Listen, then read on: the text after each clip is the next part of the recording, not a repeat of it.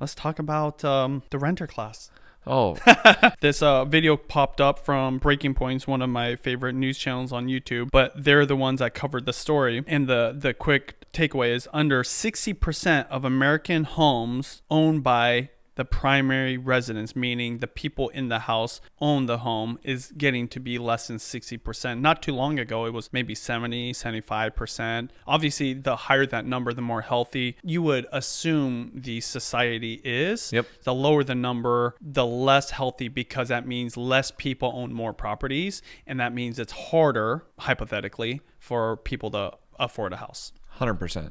I can see why this video got so many views, and then also why this guy's tweet was like basically going viral. This is another example of incorrect data again. So I spent a couple hours, you sent this over and I was like, oh, that's so interesting. And I just started digging and digging. And I'm good at digging for these things. And so here's what we found. So one, people having a home as their primary residence, that number is declining. That's part of the stat is correct.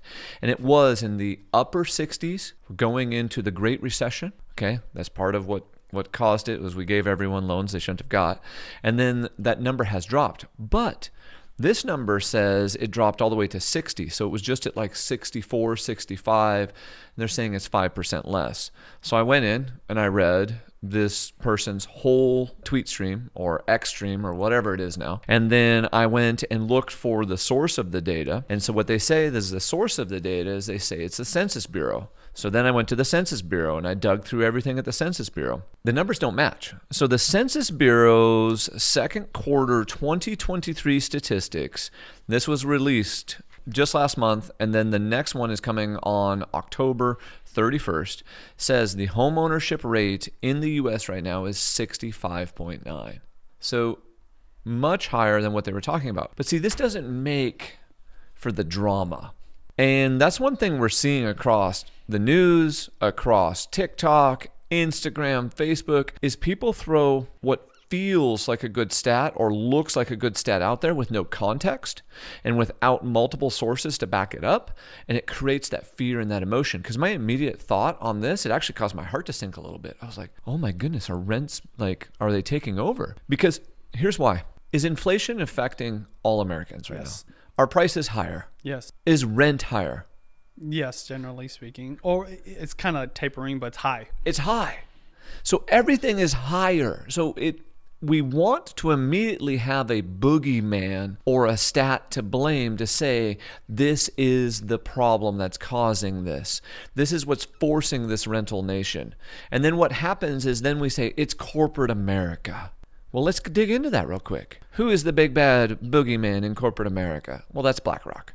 Who is their homeowner division who was purchasing massive single-family homes? That would be Invitation Homes. How many homes does Invitation Homes own in the United States?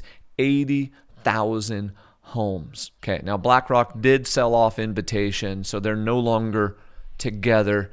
But come on, corporations never get that far apart. Let's be real here. Right now, these corporations own about 4% of all single-family homes in the United States. That number has shot way up since the Great Recession. The Great Recession started this, and these hedge funds came in. They started buying single-family homes as an asset class. That scares me. It scares other investors. It creates for these headlines that says the home ownership rate is plummeting. Yes, it's dropping, so I am scared. Yes, something needs to be done about it. Yes, we need to relieve the inflation and get these prices under control.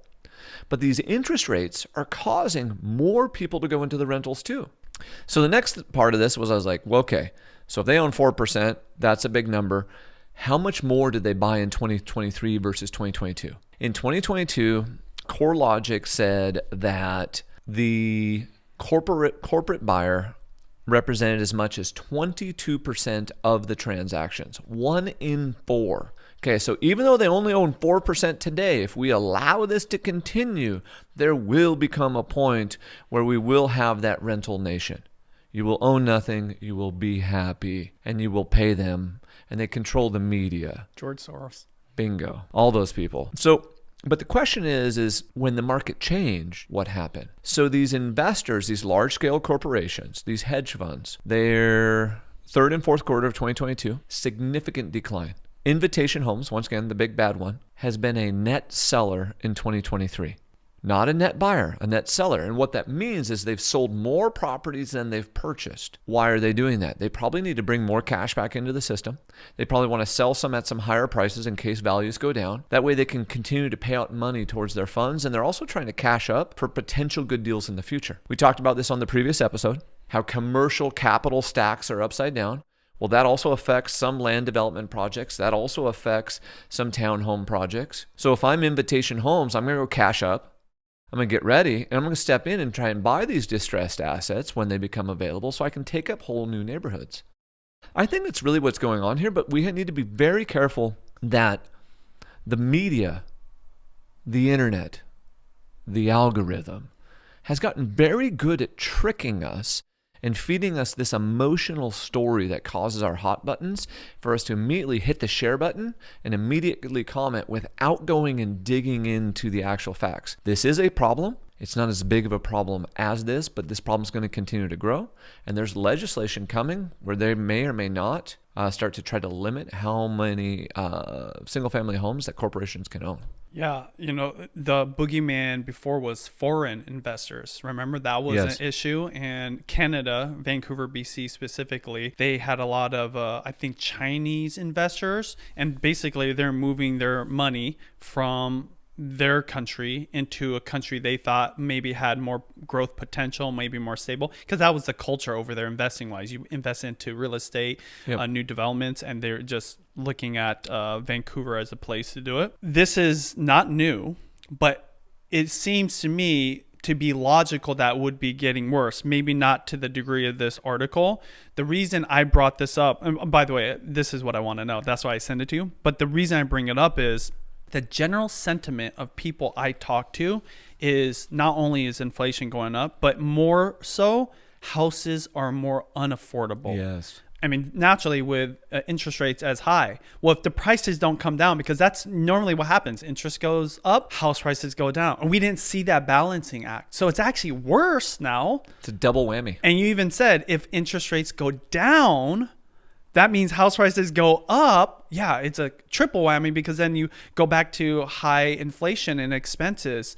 So I guess my thought is it's only going to get worse. Yes. Because the thing about corporations and investment, firms, this is their business. So right when they see the numbers are right, it's just kind of like in stocks, you can't compete against the Wall Street firms because they have algorithms and AI investing automatically. These guys, they're paying attention to it every single day. So I guess if there was one takeaway that I would ask you, or one question, what should buyers be more prepared for or think about when it comes to they'll never compete against them, but being kind of like sheltering themselves from the negative effects of this momentum or this trend that we're seeing with more houses being owned by corporations?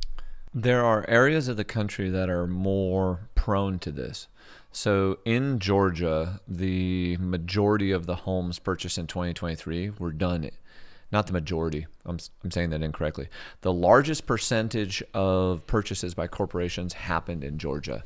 So there are pockets of this throughout the country that it happens more than others. So one, you can figure out where they're buying and avoid them, because why go compete against cash? Two, there are things they won't buy. So they're only buying 1990 and newer. They're buying things that don't need a lot of repairs. What happens is Invitation Homes, they put together a fund. And when they bring in money from those investors inside of that fund, they can only do what the fund says. So they build a model based on the fund and then they execute that. And most of them are newer homes.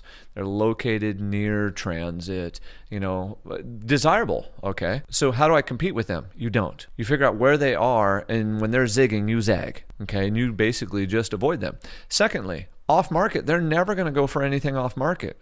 And our audience, we're talking about this all the time. It's get the off-market stuff. Lastly, this corporate buying activity is down right now. So this is your window of opportunity when this corporate buying activity, these iBuyers don't exist, or their activity level is diminished for you to go purchase even if rates are higher. because we all know the federal government can't keep rates high forever because we can't afford to pay our own debt. So it has to come down. So if you can afford it today, then just go buy. I mean, I think that's the opportunity. And a super knowledgeable real estate broker in our area, we could tell you, in the Seattle metro. In other areas, you could find someone who knows enough about investment properties and where these hedge funds are to be able to avoid them and still be able to find a deal. Gabby, I want you to add this back in before our last pause. If someone else has found data that supports this, or we said something incorrectly here, please feel free to put a link down in the comments, because I'd like to learn more about this, because this is something it's like I'm passionate about everyone owning a home, and I want to make sure that I'm seeing every piece. So if I miss something, please leave it in the comments, or if you have thoughts or different experiences, leave that same thing in the comments. Always hit the like button and subscribe. That's obviously a challenge for buyers and just kind of like mom and pop investors as well competing, but that's a good, I've never heard that, the 1990 and older. Yeah, so it's because they don't want something that's going to need a lot of repairs. Right, because they're not paying attention, like intimately or bingo focused. And then also the thing that people need to understand, construction across the United States fundamentally changed in the 90s. Everything all of a sudden was 2x4 construction, and then it started all moving into 2x6 construction. You started getting better flashing around the windows. You started getting better seal vapor barriers behind them. So construction started fundamentally changing in the 90s as a whole. It's just a better product. That's one of the things people don't necessarily think about. But I do want to add one thing, because you mentioned the mom and pop investor. The mom and pop investor is the one who has, I think, one of the biggest opportunities right now. The person who is what you would consider maybe that smaller to mid-size investor. In other words, they own maybe like 2 properties to 40 properties. They're the ones who actually have some cash flow. They have some equity right now, and we're starting to see the deals pop up. There's a conversation we were just having with our CFO. She said this morning, she goes, you know what? I know I just 1031'd that duplex 3 years ago, but I think I might roll that duplex again in this down cycle. She's like, I know it's going to kill my cash flow, but I can take that equity, I can go buy a bigger one today, and I can get ready for it. Then I'll just refinance it, drive the payment down, increase my cash flow, but I'll get a better deal. I know emotionally and mentally, like if the market's not that good, it doesn't feel like it's deal time, but this is deal season.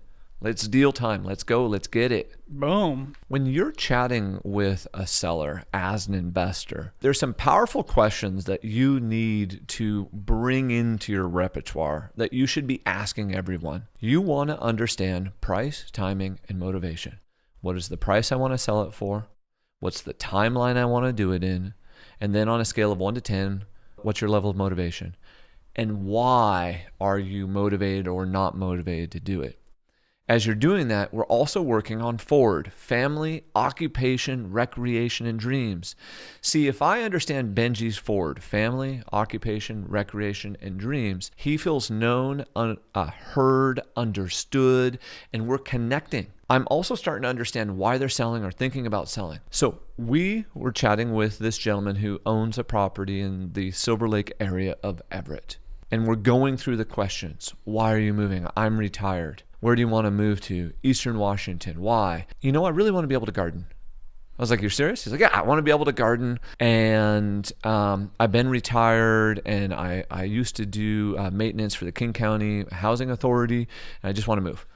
Okay, cool. Well, what timeline do you want to move in? He goes, today would be fine. I go, whoa, okay.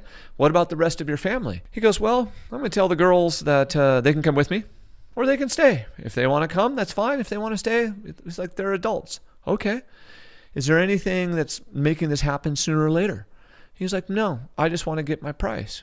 This particular property, kind of 1.5 story, really large lot, could handle 2 ADUs in the backyard. He knew that, and he was telling us about it. But so after those powerful questions of forward, price, timing, motivation, here came the most powerful one. Sir, do you have any other properties you've been thinking about selling? And he goes, yeah.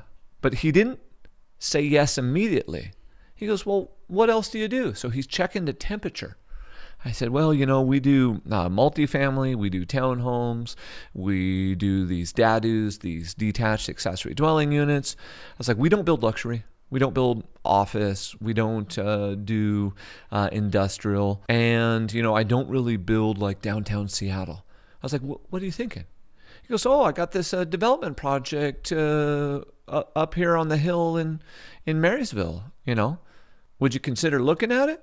And I said, sure. How much do you want for it? And he goes, 1.4. And I said, I think that's probably a little too much. He goes, well, would you tell me what it's worth? I said, sir, I'll tell you what it's worth. I'll figure out exactly it. And if you want to do business with us, that's fine. If you don't, no worries. You'll know, and I'll show you exactly what is sold in the area and how that value was established. He goes, man, I would appreciate that. Here's the moral of the story. There's now not one deal there. There's a potential for two, and with a development project, that makes a potential for a third deal and a fourth deal, depending on what we do with it. But if you don't pull on the string and ask the amazing questions, so come in with curiosity. You've got to be curious about humans in general and be willing to ask these good questions and some of these tough questions, and just get right to the point. How much do you want? Why are you selling? Why are you thinking about selling? Where are you going to go? One person said, man, this is an interrogation. Sir, in order for me to best help and serve you, if I understand your whole situation, I can tailor our offer to match your needs. Your goal is to get them talking and keep asking questions and say, wow, really, no way, tell me more, get out of here. And just keep repeating that until they're done talking. That is the art of doing this. And the follow-up effort of telling the seller the price of their potential development, that is huge for them, because it shows, number one, you care and you're willing to do work that's free. Yep. So then imagine if you're going to actually do work with them, then they're thinking, oh, this might be a better guy than the guy that just spent 30 seconds on the phone. I don't even remember his name. He probably doesn't even care about me. Yeah, that's a big deal too. No, that's a great script for even any agent. For any agent, for any investor, you have to ask these questions, and you just have to be willing to put it out there and be genuinely curious. Just let go of anything you think about the person. These humans will tell you, just humans in general, not these humans. Humans in general will tell you the most amazing stories if you just zip the lip and just ask good questions. Location for a car wash development. Tell me about that. Okay, so car washes, they are a phenomenal investment, because think about it. You build a box. It doesn't take a lot of maintenance. It prints money, and it has a little bit of labor that's, not necessarily super high skilled. Breaking Bad. That's what Yeah, Breaking Bad. Exactly. And also, the thing to understand is car washes have awesome tax benefits and depreciation benefits associated with them. Car washes and gas stations both do. So they had 100% depreciation associated with them. Now that started tapering off. So in this year, I believe it's 80%. Seek, your financial tax person to figure this out. But in the north end of the Seattle metro, we have people hunting for these right now. So what I did was I called the largest developers in the area to find out, do you have any pads available that would work for a car wash? Because to be honest, they're bigger. They're between a half acre to sometimes a full acre to fit one of these on. And here was the general feedback. Hey, the top 10 players are all looking right now. There's a pad over here in Lake Stevens that just went to Brown Bear. And so, realize you're hunting against the big boys and big girls as you're out playing right now. I called this individual back. We had this conversation. I said, and this is the power of these questions again. Okay. If you've got some awesome questions, leave them below. I want to hear your questions, because everyone's got awesome questions. But I said, sir, is there any sites that you've looked at that you liked? And because we're always looking at development projects, he starts talking about these sites. And I was like, oh, I know that one. That guy wants $3 million. Oh, that one is 1.5. And we just start going through this list. And he says something that I didn't know, and I thought this was brilliant. So if you're getting ready to do a car wash, a mini storage, something that's traffic dependent, he went to the city and the county and got a copy of all the future proposed roads for the redirecting of traffic and future developments. So basically in Arlington and Marysville, there's this gigantic industrial area, 1,500 acres of industrial. But there's like 3 north-south streets, and then one major east-west on the north and one major east-west on the south. But then he shows me this road, this future road that I didn't know was going to exist. He's like, look, it's in the plan for this road to punch all the way through. And I said, sir, I know the person who owns this parcel. Open your computer. I said, that guy would sell that one right there for $2 million right now. And it's like 2.4 acres, so much larger. He goes, well, what do we do? I was like, well, one, I need you to think about this because this is more than you wanted to spend. Two, we're going to go deeper because we're going to have to spend probably another $1.5 million to get this whole site ready, to get the pads ready. So your budget's going to double. But we're also then going to have either some multifamily, some office, some industrial. We're going to have some additional space here that we can make an investment on. That was right before this. Like, I was typing this so we could chat about it. That was, earlier this morning. And so he's like, okay, let me chat with my wife. Can you send me over the numbers on this? Let's look through this. But the moral of the story is this: understanding where the future traffic patterns are going to be based on zoning, land development, and future roads and future on and off ramps. You can strategically purchase properties that have not peaked in value yet, that could be a great, phenomenal deal because all these people are going to come right there. So right down the road from this is a 160-unit apartment complex. There's another one getting ready to be built, and they're all going to have to drive by. And there's going to be a major arterial. And I didn't even know this, but I happen to know the owner, and I happen to know that he wants to sell this property too. So it was the power of the network, effect that going on there. So takeaways, buy a car wash or look for where you can put new ones. I think the takeaway is car washes and gas stations are phenomenal investments if you understand that. That's not my core competency, so I'm going to help on the development side and on the land acquisition side to find these people deals. Second, understand zoning and comprehensive plans and where they intend to put future growth. And then third, with that future growth, where are future roadways going to be and on and off ramps? That's your takeaway, is that it's not even insider information. He took the time to dig through the public records so he would have insider information, which is going to end up creating a better outsized return for him and his family. This topic is knowing when is the right time to make the offer on the investment property. Tell us about that.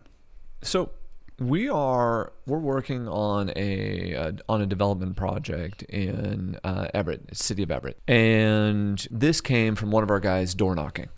So they were door knocking every door up and down the street, and here is the simple script: "Hi, I represent a cash investor that would like to purchase a property in this area. Would you like to sell?" Like, you can't get any simpler. Okay. Then they go through price, timing, motivation, to understand the seller. Then they work on the forward, family, occupation, recreation, dreams. And they try to get the understanding. So we met this couple, and they intend to sell this home and move away. And then all of a sudden, we're chatting with them. We go look at the property. We think, this could work. But then we're getting text messages at like midnight, 1 a.m. Me and the acquisition agent in charge of this. We're like, wow, what's going on? So, listener, viewer, I want you to be thinking about this. It's like a sine wave. It goes like this, up and down, up and down. And sellers go through these emotional cycles where they have high emotional energy, and then it plummets and goes down to a low emotional energy state. And that high emotional energy could be because they're feeling good, or it could be pressure or stress. That high emotional energy causes action. The low emotional energy causes inaction. And so part of the art of the deal here is not only finding the motivated and finding good deals, but then communicating and interacting with them at a high emotional energy state. So this is going on for a few days. We keep telling him we're going to make an offer. And he sends another one last night that just says, okay, can we stay for 90 days extra? And we want to do this right now, and we just want to be gone. And so I got up at 5 o'clock this morning. I send him a text message.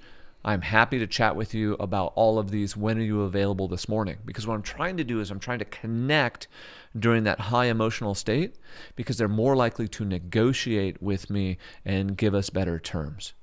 So then we have the conversation. The conversation is kind of simple. Sir, I know that you need 90 days. You also said you don't want to move during the winter. What if we put this deal together now? We close it in February, and we then give you the 90 days afterwards to rent it back from us. Does it sound like something that would work for you? He goes, that's great. I didn't want to move in the winter. So that goes back to that asking the powerful questions. What this does, though, is that'll allow us to get a majority of the permitting planning done before we even have to close on it. So we're not burning our cash sitting there. And then we're more set up and ready to go when they're ready. Key takeaway, very simple. Whether you are an investor or just a traditional home buyer, do the deal when the seller is in a high emotional state versus the low emotional state, because they're more likely to go with the flow. Now, of course, that high emotional state could cause them to just tip over and be erratic, in which case you then just back away, give them time, don't get your feelings upset. Wait, and then come back at it again. This is another example of the fortune is in the follow-up. The fortune is in the follow-up when we build capital T trust and we build a relationship. This person feels okay to text us late at night. We're building a relationship. No one texts you late at night unless they feel comfortable doing it. That's great advice. This is a great one for, again, agents, investors, really anybody. Also, just a reminder for buyers too. New York City Airbnb ban. When I first saw this headline, I was thinking this can't be real because you're talking one of the biggest cities on the planet. Yes. I rarely have had an Airbnb. My first experience was a horrible one, actually. But I looked into it and it is true. What is this all about? Could it happen to people in other cities, in other areas? What are your thoughts? This is going to happen in other cities and other areas. Get prepared. So Airbnb is the big brand name in the space. What is specifically called is short-term rentals, STRs. There are essentially approximately 22,000 short-term rental units or Airbnbs in New York City. They received 12,000 nuisance complaints about these Airbnbs. So realize what's happening is these complaints are what's driving this policy. Sort of. Then you dig a little deeper and it's revenue. So then you get the pushback from the hotels who are not getting the bookings. And the city goes, well, wait a second. I'm not getting my tax revenue because they're not staying at a hotel. I'm not getting my occupancy fees because they're not staying at a hotel. So the city's response was, you have to register. You have to get licensed. So in other words, pay me a fee, register on the list. And there was, so they lost 15,000 units overnight. There's 3,250 that have submitted applications to be registered right now. 257 of them have been granted. And so there's 257 people who are now going to play by the rules. But if you don't play by the rules, this carries a $5,000 per violation fine. That's huge. Okay, now that's the maximum side of it. I think it starts at $1,500. I just realized they could fine you up to $5,000 per incident. And this is New York City's attack on getting that tax revenue. Here's what they're doing. They're saying you can't rent out an entire apartment if it's less than 30 days. The reservations are capped at 2 guests. And then, of course, then they brought in the fines. This is a revenue grab and a revenue grab and a revenue grab. And yes, it deals with, 12,000 complaints is a lot. So, you got to think about that. If there was 22,000 units, that means they got complaints on half of them. It's a very large amount. I think here's one thing that people really need to be taking into consideration in regards to Airbnb and short-term rentals. We had a lot of investors who were playing games. Bless you, TikTok and Instagram, for making this super popular. I'm making 50 grand a month on Airbnb. Buy my course below. Let's go. And that's what they're selling, right? And they were doing that. But as soon as that massive momentum in any part of the real estate market starts to shift in a certain direction and people are making outsized returns, realize that outsized returns always come with outsized risk. You cannot have an above average return without having an above average risk. But no one considered the risk. Very simple. If I have an Airbnb, I have to be able to rent it out as a long-term rental and be able to break even. Instead, what has happened is people have overpaid for properties because they could justify it based on the rents because the regulation hadn't happened yet. This regulation is coming to every city and every county because it's a revenue grab. So you need to get prepared. This is not going to cause the foreclosure tsunami. We've talked about the lack of the massive Airbnb bust in another video. We'll put a link to it below. But I think a lot of people got caught up in the FOMO and then this emotional justification. Oh, I could go buy a home in Scottsdale, Arizona as a second home, and I can call it an Airbnb so I could justify spending more. That's not investing, that's speculation. That's not a plan. Good investing has goals, a criteria, and a plan, and then a backup plan, and a backup plan to the backup plan, and cash reserves. So yeah, some people are going to get burned. Buyers, there's going to be some good deals in New York. Investors, there's going to be some good deals. You can't have 15,000 units leave the market and not create some good deals.